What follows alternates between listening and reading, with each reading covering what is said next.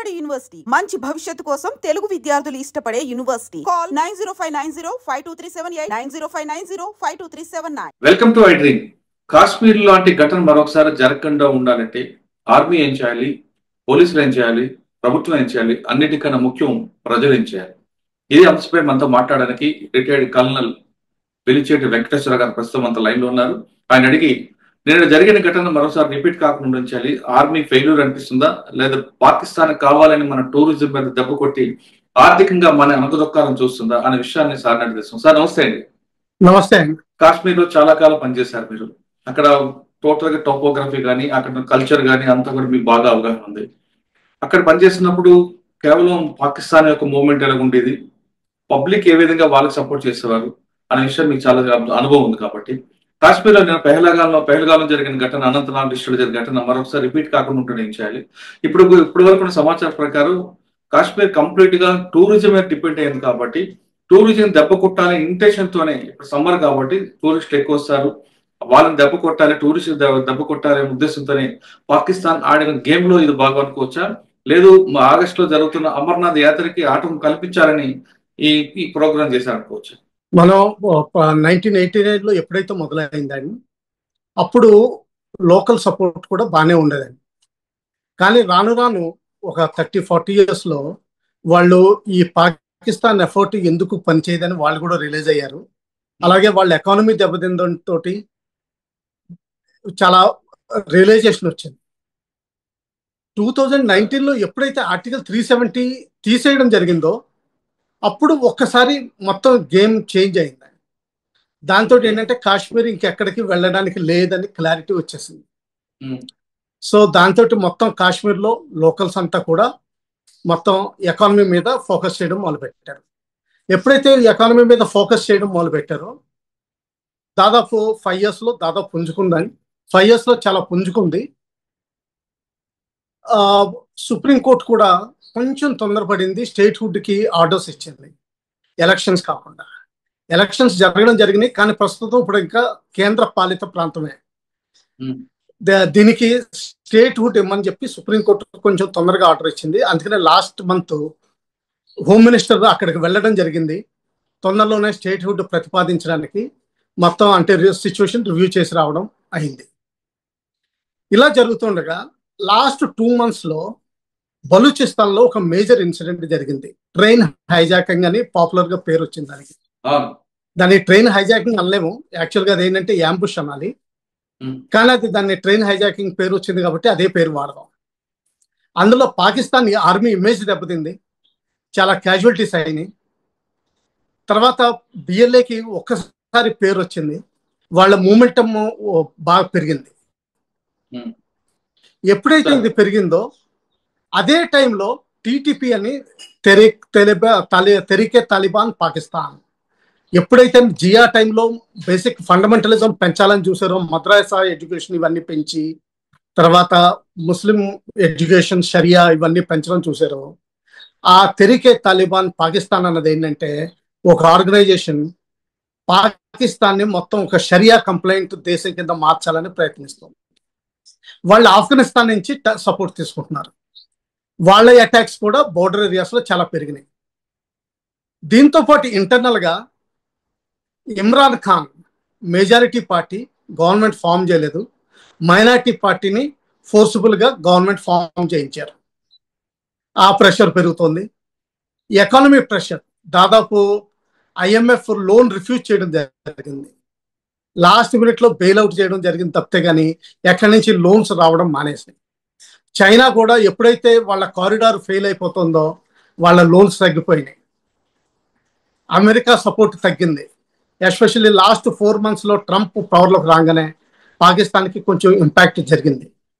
దీనివల్ల 15 days బ్యాక్ని ఎప్పుడైతే Pak NRIs, non resident Indians కాదు, నాన్ రెసిడెంట్ పాకిస్తానీస్ అనుకోండి, వాళ్ళ కాంక్లేవ్ జరిగిందో పాకిస్తాన్ ఆర్మీ చీఫ్కి ఒక మంచి అవకాశం దొరికింది తన national policy first time announce చేయడానికి.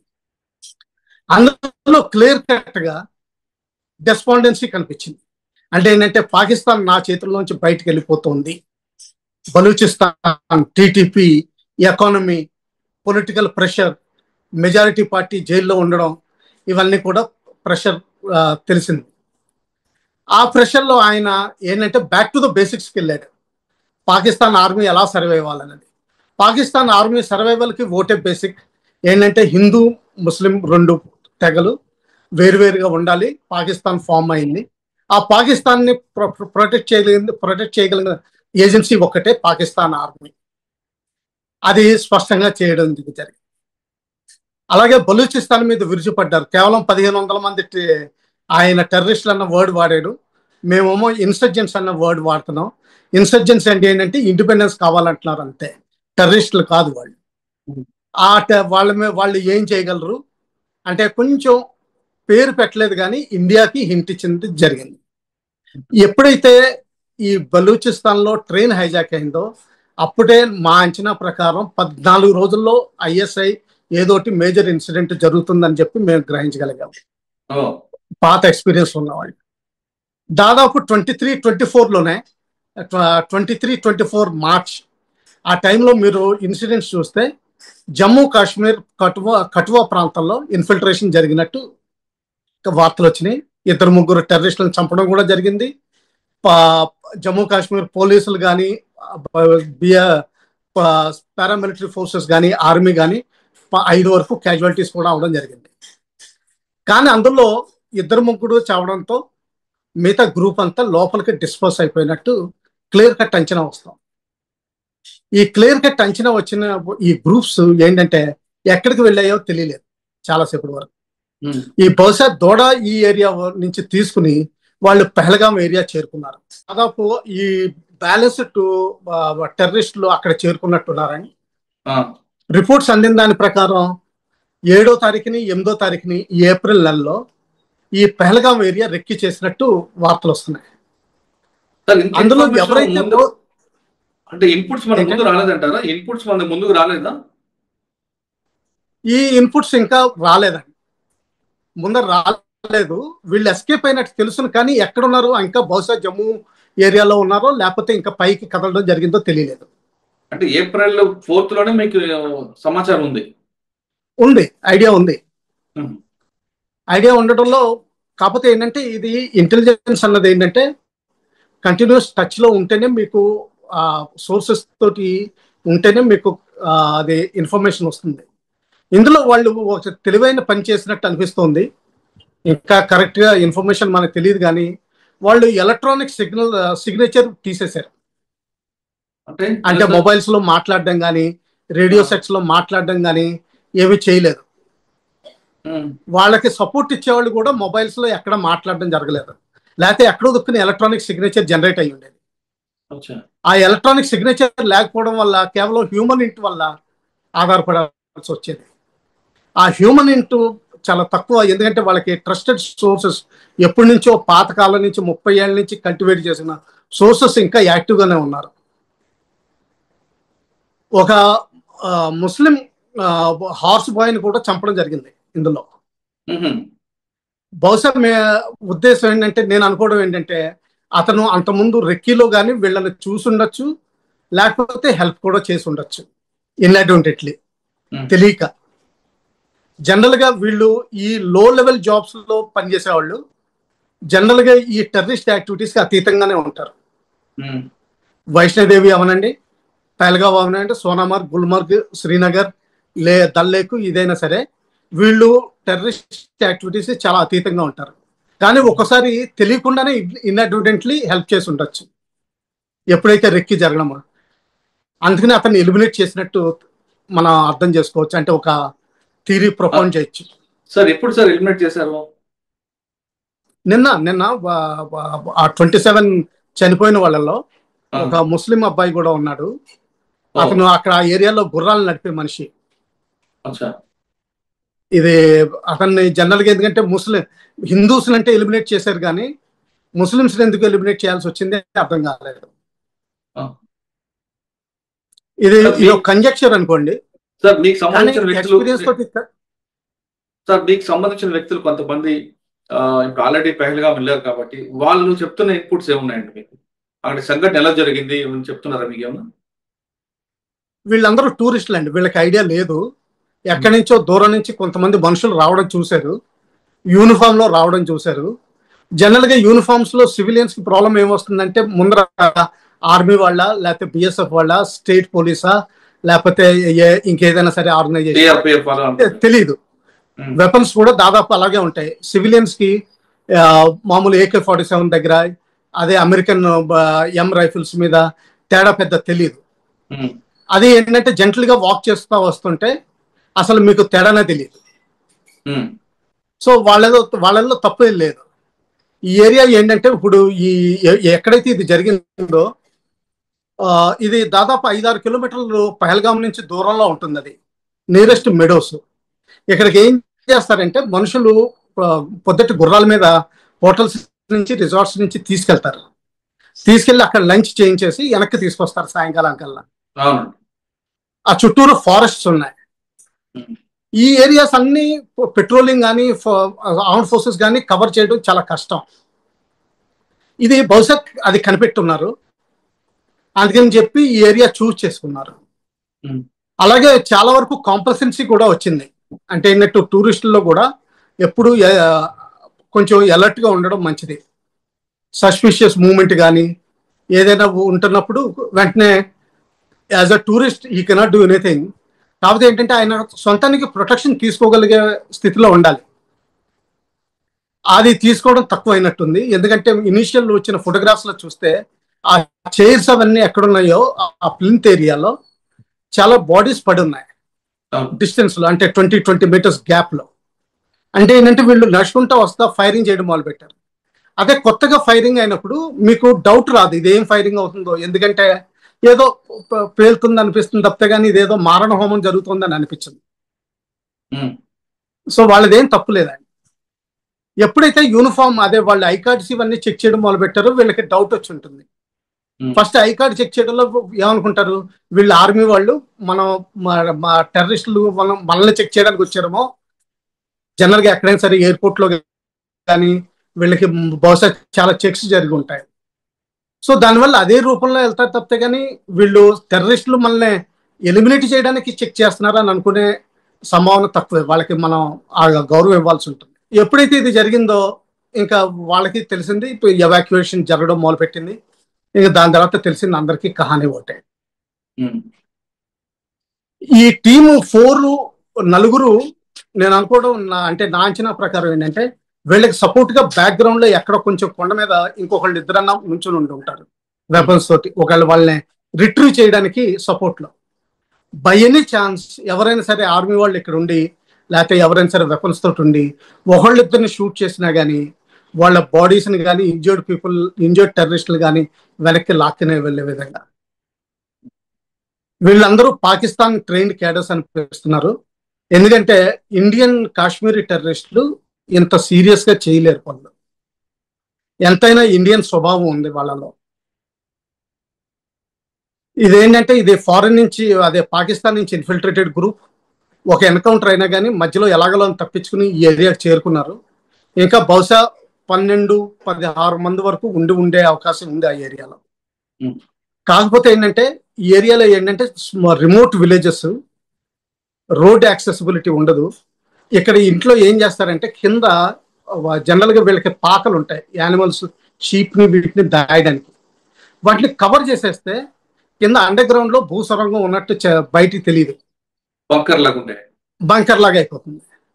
అది ఏంటంటే ఒక చిన్న 2 feet by 2 feet ఏదో మెట్లెక్కినట్టు చిన్న కవర్ చేసేసి అక్కడ ఏదైనా గడ్డి వేసేస్తే అసలు తెలియదు. లోపల ఒక 5-6 రోజులు కంఫర్టబుల్ గా ఉండొచ్చు. టాయిలెట్ ఫెసిలిటీ తప్పితే కానీ ఇంకేమి డినైబిలిటీ ఉండదు. అక్కడ ఫుడ్ సప్లై అయిపోతుంది. టాయిలెట్ కూడా వాళ్ళకి అలవాటు, ఒక కార్నర్ లో వాళ్ళు టాయిలెట్ కింద మార్చుకోవడానికి. సో హ్యూమన్ ఇంటి వస్తేనే కానీ ఇప్పుడు మనకి నిజంగా ముందరికి ప్రోగ్రెస్ అవ్వడం కష్టం. ఎలక్ట్రానిక్ సిగ్నేచర్ వాళ్ళు అవాయిడ్ చేస్తున్నారు, లేకపోతే ఇప్పటికే ఎలక్ట్రానిక్ సిగ్నేచర్ దొరికి ఉండాల్సింది. ఇంకా టీఆర్ఎఫ్ అంటారు, ఇది బోగస్ ఆర్గనైజేషన్. అసలు టీఆర్ఎఫ్ అన్నది లేనే లేదు. ఇది ఓన్లీ పేపర్ లో ఎగ్జిస్టెన్స్. ఇది కేవలం LET, లష్కరే తోయిబా, ఇంకా అంతకంటే డౌట్ ఏం లేదు. ఎప్పుడైతే ఆర్టికల్ 370 జరిగిందో ఫారిన్ ఇంటర్ఫిరెన్స్ ఉందని చెప్పి రిమూవ్ చేయడానికి ఆ ఎల్ఈటి ట్రూప్స్ వాళ్ళనే లోకల్ గా చూపించడానికి రెసిస్టెన్స్ ఫ్రంట్ అని పేరు పెట్టారు. ట్రైన్ హైజాక్ కి దీనికి లింక్ ఉందంటారా? ఎస్, అప్పటి నుంచి పాకిస్తాన్ యాక్టివ్ అయింది. ఎందుకంటే ఏదో ఒకటి చూపించుకోవాలి, వాళ్ళ ఎగ్జిస్టెన్స్ చూపించుకోవాలి. దానికి కౌంటర్ ప్రెషర్ కింద ఇది చేస్తున్నట్టు అనిపించు. కాకపోతే దీన్ని కొంచెం టైమింగ్ చేశారు. అమెరికన్ ప్రెసిడెంట్ ఇండియాకి రావడం, వైస్ ప్రెసిడెంట్, అలాగే Indian prime minister Saudi Arabia మీటింగ్స్కి వెళ్ళడం, తర్వాత కొన్ని రోజుల క్రితమే యూనియన్ హోమ్ మినిస్టర్ స్టేట్కి వెళ్ళి సిచ్యువేషన్ రివ్యూ చేసి వెనక్కి రావడం, కొన్ని రోజుల్లో అమర్నాథ్ యాత్ర మొదలవ్వాల్సి ఉంది, అది ఇంకా అనౌన్స్మెంట్ అవ్వలేదు. ఇవన్నీ కలుపుకుని టైమింగ్ బాగానే చేశారు. కానీ అసీం మునీర్ స్పీచ్ తర్వాత 14-15 days లో ఇది ఎక్స్పెక్టెడ్ సిచ్యువేషన్. సార్, ఇంత అనుభవం ఉన్న ఆర్మీ కూడా ఎందుకు ముందు గెస్ చేయలేకపోయిందండి ఇలా జరుగుతుందని? జరుగుతుందని ఐడియా ఉంటుందని. కాకపోతే ఏమవుతుంది, వేరియస్ ఆర్గనైజేషన్స్ ఉన్నాయి. ఇప్పుడు జేఎన్కే డీజీపీఏ ఉన్నారు, ఈజ్ ఎక్స్ ఆంధ్ర క్యాడర్, మీకు అందరికీ తెలిసే ఉంటుంది. He was more involved in Naxal movement. తర్వాత కొంచెం పొలిటికల్ సుయావినెస్ ఉంది ఆయనలో. His survival was more on political thing than professionalism. So అక్కడికి వెళ్ళి ఇప్పుడు ఎన్ఎస్జీలో చేసినంత మాత్రాన ఆపరేషన్ కండక్ట్ చేయడం వేరు, ఆపరేషన్స్ లీడ్ చేయడం వేరు. ఎందుకంటే అందులో ఇంటెలిజెన్స్ గ్యాదరింగ్ ఇవన్నీ కూడా ఉంటాయి. కనిపిస్తుందండి. ఎవరినో తీసుకొచ్చి డీజీపీని పెడతారు, ఆయనకి ఎక్స్పీరియన్స్ ఉండదు జమ్మూ కాశ్మీర్ ఎలా హ్యాండిల్ చేయాలో. తప్పనిసరిగా వాళ్ళ ఫాదర్ కూడా జమ్మూ కాశ్మీర్ డీజీగా పనిచేస్తారు కదండి గతంలో, ఆయన కూడా బిఎస్ఎఫ్ చేశారు డీజీగా. మా గ్రాండ్ ఫాదర్ అగ్రికల్చర్ బాగా చేశారు అనుకుంటే నాకు ఒక విత్తనం పాతడం కూడా రాదు. దానికి సంబంధం అంటే ఇక్కడ ఖచ్చితంగా ఇంటెలిజెన్స్ ఫెయిల్యూర్ ఉంది, అది కూడా జేఎండ్కే పోలీస్ ఫెయిల్యూర్ అంటారు. Exactly human end. ఏదైనా సరే ఒకటి గుర్తుపెట్టుకోండి, లోకల్ పోలీస్ కి లోకల్ ఎమ్మెల్యేస్ కి జరగకుండా తెలియకుండా ఏది కాదు. ఎందుకంటే లోకల్ ఎమ్మెల్యే 40% ఓట్లు లేకపోతే ఆయనకి ఎన్నిక కాడు. 40% ఆయన మనుషులైతే ఎంతో కొంత కబుర్ వస్తుంది. అది వేగ్ అవ్వచ్చు కానీ కబుర్ వస్తుంది. సార్, ఈ అటాక్ చేయడం వల్ల మనకి ఇప్పుడు కాశ్మీర్ లాంటి స్టేట్ లో కంప్లీట్ గా టూరిజం డిపెండ్ ఉన్నారు కాబట్టి ఫైనాన్షియల్ గా దెబ్బ కొట్టాలని ఇంట్రెస్ట్ అనుకోవచ్చా? లేదండి, ఇది టూరిజం మీద దెబ్బ కొట్టాలన్న ఇంటెన్షన్ కాదు. ఇది బేసికలీ మన ఇండియా అంటోంది పిఓకే వెనక్కి తీసుకుంటాం, అక్కడ బలూచిస్తాన్ ఇండిపెండెన్స్ కోసం ప్రయత్నిస్తోంది. పాకిస్తాన్ అసెస్మెంట్ లో దానికి ఇండియన్ సపోర్ట్ ఉంది. అలాగే టీటీపీ పాకిస్తాన్ ని షరియా కంప్లైంట్ చేయాలని చూస్తుంది, దానికి కూడా ఇండియన్ సపోర్ట్ ఉందని అనుకుంటున్నారు. అలాగే ఆఫ్ఘనిస్తాన్ పాకిస్తాన్కి స్ట్రాటజిక్ డెప్త్ అనుకున్నది ఇప్పుడు కావడం మానిపోయింది. దీంతో ఏమవుతుందంటే ఇండియా ఆఫ్ఘనిస్తాన్ కలిసి పాకిస్తాన్కి వెస్టర్న్ సైడ్ నుంచి డిస్టర్బెన్సెస్ చేస్తున్నట్టు పాకిస్తాన్ ఒక అసెస్మెంట్కి వచ్చింది. సార్, ఇప్పుడు ఇది అనుకోవచ్చు. ఓకే సార్, ఇప్పుడు కాశ్మీర్ లో ఇష్యూని క్లోజ్ అవ్వాలంటే కాశ్మీర్ లాంటి స్టేట్ కంప్లీట్ గా టూరిజం మీద డిపెండ్ ఉంది.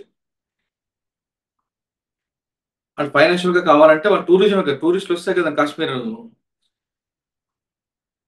టూరిజం వస్తేనే లోవర్ లెవెల్ జాబ్స్, అంటే మామూలుగా lower middle class and below ఏ అయితే అన్ఆర్గనైజ్ సెక్టర్ లో ఉంటాయో, అంటే మీరు లేబర్ దగ్గర నుంచి హోటల్స్ లో పనిచేసే బాయ్స్, వెయిటర్స్, కుక్స్, తర్వాత ఈ గుర్రాలు నడిపే వాళ్ళు, గైడ్స్, పిట్టూస్ అంటే మన బరువులు మోసుకెళ్లే వాళ్ళు, ఆ బోట్ షికారీలు, వీళ్ళందరూ ఏంటంటే అన్ఆర్గనైజ్ సెక్టర్. ప్లస్ వీళ్ళు బయటికి వెళ్ళి బతకలేరు, ఎందుకంటే వీళ్ళకి ఎడ్యుకేషన్ లేదు, వీళ్ళకి బయట కావాల్సిన స్కిల్స్ వీళ్ళకి లేవు. అక్కడ లోకల్ బతకాలి. అటువంటి పరిస్థితుల్లో పబ్లిక్ టూరిస్ట్ ఎవరు కూడా కాశ్మీర్ పోవడానికి భయపడతారు కాబట్టి వాళ్ళకి ఫైనాన్షియల్ గా దెబ్బ పడుతుంది. కాబట్టి అక్కడ పబ్లికే ముందుకు వచ్చి చేస్తే అది ఇప్పుడు జరుగుతుందండి. ఇప్పుడు కొత్తగా వస్తున్న మీడియా రిపోర్ట్ల ప్రకారం కాశ్మీర్ వ్యాలీ కూడా ఇంక్లూడింగ్ ముఫ్తీ లాంటి రాజకీయ నాయకులు కూడా వాళ్ళు కండెమ్ చేస్తున్నారు ఇటువంటి అటాక్స్. అంతకుముందు అంత ఇంటెన్సిటీ కనిపించేది కాదు. అంటే అంతకుముందు కూడా పేరుని కండెమ్ చేసేవారు, కానీ ఆ ఇంటెన్సిటీ ఆఫ్ థాట్ కనిపించేది కాదు. అది ప్రస్తుతం కనిపిస్తుంది. ఎందుకంటే ఎప్పుడైతే టూరిజం పెరిగిందో, తర్వాత రైల్ కనెక్టివిటీ ఒకటి పెరుగుతోంది. అంటే డైరెక్ట్ వందే భారత్ ట్రైన్ కేవలం కాట్రాలో సెక్యూరిటీ రీజన్స్ వల్ల చేంజ్ ఓవర్ ఉంది, కానీ ఢిల్లీ నుంచి మీరు బారాముల్లా వరకు మీరు వందే భారత్లో వెళ్ళిపోవచ్చు ఇంకొన్ని రోజుల్లో. ఆ తర్వాత ఎయిర్ కనెక్టివిటీ కూడా పెరుగుతోంది, రోడ్స్ కూడా బాగా పెరిగిపోయినాయి. అంతకుముందు కంటే 2.5 hours డిస్టెన్స్ తగ్గిపోయిందండి. అంతకుముందు శ్రీనగర్ నుంచి ఓ రోజు వస్తే జమ్మూలో ఆగాల్సి వచ్చేది ఏదైనా పని మీద. ఇప్పుడు పొద్దున్న బయలుదేరి 9 వచ్చి పని చూసుకుని తిరిగి 4 బయలుదేరితే సాయంకాలం డిన్నర్కి ఇంటికి వెళ్ళిపోవచ్చు కంఫర్టబుల్ గా. అలాగే అంతకుముందు Jammu summer capital, winter capital కింద వాడేవారు. ఇప్పుడు అది క్లోజ్ అయిపోయిందండి. ఓన్లీ శ్రీనగర్ క్యాపిటల్ కింద ఉండడంతో పరిపాలన కూడా కొంచెం పెర్ఫార్మెన్స్ ఇంప్రూవ్ అవుతుంది. సో అన్ని విధాలుగా ప్రోగ్రెసివ్ గా ఉంది. తర్వాత there is a stable government national conference ఆధ్వర్యంలో. నేషనల్ కాన్ఫరెన్స్ ఎటువంటి పొలిటికల్ ఏజెన్సీ అంటే న్యూట్రాలిటీ ఫర్ ఆల్, ఎక్స్ట్రీమిజం ఉండదు వాళ్ళల్లో. ఏంటంటే వాళ్ళు మోర్ పొలిటికల్ ఓరియంటెడ్. అంటే winnowing elections is more important. మిగతా వాళ్ళకి కొంచెం ఐడియాలజీ ఎక్కువ ఉండొచ్చు కానీ. సో దానివల్ల చాలా స్టేబుల్ గవర్నమెంట్ ఒకటి వచ్చింది. So it is in a way everything is good happening for Kashmir. కానీ అన్ఫార్చునేట్లీ ఇటువంటి ఇన్సిడెంట్ ఏంటంటే నా ఇండియాకి ఒక ప్రాబ్లం వస్తుంది. దీనికి రెస్పాన్స్ ఎలా ఇవ్వాలి? వాళ్ళు టెర్రరిస్ట్ క్యాంపులు అయితే ఖాళీ చేసి ఉంటారు, పిఓకని మనం వెనక్కి తీసుకుంటామని చెప్తున్నాం. ఇది ఆపర్చున్ మూవ్మెంటా? అలాగే Pakistan de facto ruler chief of army staff Asim Munir ఏంటంటే బ్యాక్గ్రౌండ్ చూస్తే ఏంటంటే షార్ట్ సర్వీస్ ఆఫీసర్. అంటే ఏంటంటే రెగ్యులర్ గా ఆర్మీలో జాయిన్ అయిన మనిషి కాదు. ఎప్పుడైతే ఉద్యోగం బయట దొరకలేదో అప్పుడు ఆర్మీకి వచ్చాడు. వీళ్ళ సైకాలజీ కొంచెం వేరుగా ఉంటుందండి. వాళ్ళకి ఏంటంటే రెగ్యులర్ గా వచ్చిన వాళ్ళకి ఏంటంటే కొంచెం అదొక పెద్దరికం ఉంటుంది, మెచ్యూరిటీ వాల్యూ ఎక్కువ ఉంటుంది. ఇలాగ వచ్చిన వాళ్ళకి ఏంటంటే డబ్బులు సంపాదించడం, పేరు సంపాదించుకోవడం వాల్యూ ఎక్కువ ఉంటుంది. వీళ్ళకి ఏంటంటే తర్వాత ఇంకోటి ఏంటంటే వాళ్ళ మదర్ ఫాదర్ కూడా మద్రసా ఎడ్యుకేషన్ లేకపోతే మౌల్వీస్ లో తోటి ఇన్వాల్వ్మెంట్ ఉంది. ఆయన కళ్ళల కింద స్టడీ లీవ్ తీసుకుని ఖురాన్ తీసుకుని హఫీజ్ అయ్యాడు.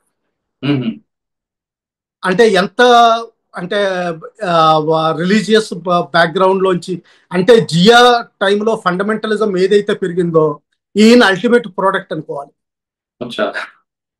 సార్ ఫైనల్ గా చెప్పండి, కాశ్మీర్ లో ఇకపై కాల్పులు మోత ఆగిపోవాలంటే ఏం చేయాలి? అంటే ప్రజలు ఏం చేయాలి, పోలీసు ఏం చేయాలి, ఆర్మీ ఏం చేయాలి, ప్రభుత్వం ఏం చేయాలి? ప్రజలు ఏంటంటే ఒక దారిలోకి రావాలండి. ఏంటంటే మనం ఎట్టి పరిస్థితుల్లోనూ టెర్రరిజం కి హెల్ప్ చేయకూడదు. ఏమాత్రం కబురు వచ్చినా, అంటే మీ ఇంటికి 500 మీటర్ల దూరంలో ఏదో సస్పిషియస్ మూవ్మెంట్ జరిగింది అన్న కబురు ఇస్తే చాలు, మిగతా బ్లాక్స్ బిల్డ్ అయిపోతాయి. అటువంటిది కానీ అదే పరిస్థితిలో కాదు సార్, మీరు అన్నట్లుగా సస్పెక్ట్స్ ఎవరున్నా సార్ పోలీస్కి ఇన్ఫర్మేషన్ ఇవ్వాలంటున్నారు. కానీ వాళ్ళు సడన్ గా ఇంట్లోకి వచ్చి మా పిల్లల్ని మా కుటుంబాన్ని బెదిరిస్తే మరి ఎవరు చెప్పాలి? అప్పుడు లాస్ట్ టైం కూడా ఒకసారి మీ దాంట్లో కవర్ చేశాను. ఒక ఓల్డ్ లేడీ బయట గుండం పెట్టేసి మాకు వచ్చి వెంటనే చెప్పింది. అవునండి, ధైర్యం చేసే వాళ్ళు ఎవరు లేరు కదా. అది మీకు గుర్తుందో లేదో? ఉంది. అటువంటి సెంటిమెంట్ కావాలండి. అటువంటి ఆ సెంటిమెంట్ వచ్చిన రోజుని టెర్రరిజం ఎందుకు పనిచేయలేదు? కొంచెం పెరగాలండి, వాళ్ళ పాపులేషన్ ఇంకొంచెం పెరగాలి. ఓకే, కానీ పోలీసులు ఏం చేయాలి, ప్రభుత్వం ఏం చేయాలండి? పోలీసులు ఏంటంటే ఫస్ట్ థింగ్ ఏంటంటే లోకల్ గా ఉన్న పొలిటికల్ ఇంటర్ఫిరెన్స్ వదిలేసి, పొలిటికల్ లాయర్స్ ఇంటర్ఫిరెన్స్ ఎక్కువ ఉందండి అక్కడ. Lawyers especially pro militant groups ఉంటారు, వాళ్ళు మోస్ట్ ఎడ్యుకేటెడ్, మోస్ట్ ఇన్ఫ్లుయెన్షియల్. వీళ్ళు తర్వాత ఈ పోలీసులు వదిలేసి మామూలుగా ఏమాత్రం ఇన్ఫర్మేషన్ వచ్చినా కానీ, మొన్న ఈ మధ్యన డెమాన్స్ట్రేషన్ అయింది కాశ్మీర్లో, అదే వ్యాలీలో కట్వా ఏరియాలో. ఎప్పుడైతే 5 పోలీసులు చనిపోవడం జరిగిందో, అంటే పోలీసుల దగ్గర నుంచి కూడా రెస్పాన్స్ బాగా పెరగడం మొదలెట్టారు. ఇటువంటిది ఇంకా పెరగాలండి. గవర్నమెంట్ అంటారా, ఒక్కోసారి గవర్నమెంట్ దాంట్లో కూడా కొన్ని లోపాలు ఉన్నాయి. ఏదైనా చిన్న సక్సెస్ అయింది అనుకోండి, మనం కొంచెం మరీ ఎక్కువ అడ్వర్టైజ్ చేసుకుంటాం. ఆ అడ్వర్టైజ్మెంట్ చేసుకోకుండా చాప కింద నీరులా వెళ్ళాలి, రైట్, ఇది బాగుంది. సైలెంట్ వర్క్ చేయాలి. ఏంటంటే కొంచెం మరీ డప్పు కొట్టుకోవడం మంచిది కాదు. ఆర్మీ ప్రాబ్లం ఏంటంటే, ఎప్పుడైతే ఆర్మీ డిప్లాయ్మెంట్ ఎక్కువ అవుతుందో, ఈ మీడియా కూడా వోక్స్ ఉన్నారు కదా, వీళ్ళందరూ ఆర్మీ డిప్లాయ్మెంట్ ఎక్కువైపోయింది, 1 మిలియన్ ఆర్మీ కాశ్మీర్లో ఉంది, మమ్మల్ని హ్యూమన్ రైట్స్ వయలేషన్ చేస్తున్నారు, చెకింగ్ చేస్తున్నారు, ఇవన్నీ మొదలెడతారు. సో ఆర్మీ ఏంటంటే వెనకాలే ఉండాలి, కేవలం బోర్డర్ చూసుకుంటూ ఉండాలి, వాళ్ళ ఇన్ఫిల్ట్రేషన్ ఆఫ్ చేయడానికి తయారుగా ఉండాలి, ఎమర్జెన్సీలో రెడీగా ఉండాలి ఆపరేషన్స్ అంతే. అంటే ఈ 4 ఏజెన్సీలు కరెక్ట్ పనిచేస్తే కాశ్మీర్ లో సొల్యూషన్ దొరుకుతుంది అంట. సొల్యూషన్ దొరుకుతుంది, కానీ పాకిస్తాన్ కూడా ఒక తీవ్రమైన జవాబు చెప్పాలి, లేకపోతే వాళ్ళు మానరు. అంటే సర్జికల్ స్ట్రైక్ ఉండాలంటారు. సర్జికల్ స్ట్రైక్ అనే కాదండి, సర్జికల్ స్ట్రైక్ ఇప్పుడు టార్గెట్స్ వాళ్ళు డైల్యూట్ చేసేసి ఉంటారు. ఈ పాటికి ఆల్రెడీ రిపోర్ట్స్ వచ్చినాయి, వాళ్ళ ఎయిర్ ఫోర్స్ ఇవంతా యాక్టివ్ అయిపోయినాయి, వాళ్ళ రెడార్స్ ఇవన్నీ యాక్టివ్ చేసుకుని ఉంటారు పాసిబుల్ దీనికి. కరెక్టే సార్. ఇప్పుడు 26 మంది ప్రాణాలకి రిటర్న్ ఉండాలి కదా మన వైపు నుండి. ఏమిటండి, 26 మంది చనిపోయారు మన దగ్గర, 27 మంది. ఆ ప్రాణాలకి మనం ఒకటి వాళ్ళకి రిటర్న్ గిఫ్ట్ ఇవ్వాలి కదా. మనం అలాగా ఆలోచించకూడదండి. 27 ప్రాణాలు, 28 ప్రాణాలు, ఇది లెవెల్ పెరిగింది, ఇది లెవెల్ తక్కువైంది, ఎగ్జాక్ట్లీ ఇదే. అంతకుముందు చేసే చిన్న చిన్న ఆపరేషన్లు ఏంటంటే వాళ్ళు క్యాలిబ్రేట్ చేసి డెలిబరేట్ గా లోగో పెడతారు. ఈ మధ్యలో ఒక ఇన్సిడెంట్ పెద్దదైంది తప్పితే కానీ మిగతా అన్ని క్యాలిబ్రేట్ చేసి లోగో పెడతారు. అసలు ఒక్క డెత్ అయినా కానీ మనం విపరీతమైన యాక్షన్ చూపించాలి. ఈవెన్ 1 సింగిల్ డెత్ కూడా, అది కాశ్మీర్ ముస్లిం కూడా అవ్వచ్చు, అప్పుడు కూడా మన యాక్షన్ చూపించాలి, అప్పుడే వాళ్ళకి తెలిసి వస్తుంది. కాశ్మీర్ కాపాడుకోవాలంటే కేవలం ప్రజలే కాదు, ప్రభుత్వాలు, మీడియా, రాజకీయ నాయకులు, పోలీసులు, ఆర్మీ అన్ని రంగాల వారు సహకరిస్తే కాశ్మీర్ తన సమస్యకి శాశ్వత పరిష్కారం దొరుకుతుందంటారు మాజీ ఆర్మీ ఆఫీసర్. ఆయన చెప్తున్నట్లుగా పబ్లిసిటీ తక్కువ ఉండాలి, పనితీరు ఎక్కువ ఉండాలి, చాప కింద నీరులా ప్రభుత్వం పనిచేయాలి, అంతేగాని ప్రచారం ఎక్కువ ఉంటే ఇటువంటి పరిస్థితులు వస్తాయంటారు. ముఖ్యంగా కాశ్మీర్ని కాపాడాలంటే కాశ్మీర్ ప్రజలైతే ముందుకు రావాలంటారు పిలిచేటి వెంకటేశ్వర గారు. ఆయన కాశ్మీర్ ప్రజలకి ఎందుకంటే ఎక్కువగా టూరిస్ట్ మీద డిపెండ్ అయి ఉంటారు కాబట్టి వాళ్ళ రాష్ట్రాన్ని వాళ్ళే కాపాడుకోవడానికి, వాళ్ళ రాష్ట్రానికి పాకిస్తాన్ రాకుండా కాపాడడానికి వాళ్ళు ముందుకు వస్తే ఖచ్చితంగా టెర్రరిస్ట్ అనేది, అదేవిధంగా ఉగ్రవాదానికి పూర్తిగా న్యూట్రల్ అవుతుందని చెప్తున్నారు.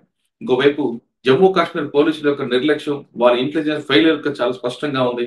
ఇప్పటికైనా సరే గతంలో పోలీసు రైల్వే దీంట్లో ఎక్కడైతే ఇష్యూ జరిగిందో అప్పుడే మన ఆర్మీ కానీ వెంటనే అలర్ట్ అయి ఉంటే ఇటువంటి ఇష్యూలు జరగవు. కానీ ఇప్పుడుతో కేవలం పెహల్గాంతో ఇష్యూ కాకుండా ఇకపై కూడా జరగచ్చంటూ ఒక హెచ్చరిక జారీ చేస్తున్నారు. ఇకపై జరగకుండా ఉండాలంటే ఖచ్చితంగా ఆర్మీ ఇప్పటికైనా అలర్ట్ అవ్వాలి, ప్రజల సహకారం తీసుకోవాలి, మీడియా కూడా సమన్వయం పాటించి ఎప్పటికప్పుడు విషయాలు తక్కువ చేయాలి. కానీ 26 మంది చనిపోతే ఒకలాగా, ఒకరు చనిపోతే ఒకలా కాకుండా ఒక ప్రాణం కోల్పోయినా మన యాక్షన్ చాలా సీరియస్ ఉంటే ఖచ్చితంగా రాబోయే రోజుల్లో కాశ్మీర్ ఇష్యూ శాశ్వత పరిష్కారం దొరుకుతుందంటూ పిలిచేటి వెంకటేశ్వర గారు చెప్తున్నారు. ఇది కాశ్మీర్ ఇష్యూపై వెంకటేశ్వర గారితో ఎక్స్క్లూజివ్ ఇంటర్వ్యూ. వచ్చే ఇష్యూలో మళ్ళీ కలుద్దాం. అంతవరకు నమస్తే. Thank you sir, thank you very much అండి. మీరు అన్నట్లుగా మీ ఎక్స్పీరియన్స్ కూడా ఆర్మీకి ఇస్తే ఇది శాశ్వత పరిష్కారం దొరుకుతుందని మనం భావిద్దాం. Thanks sir.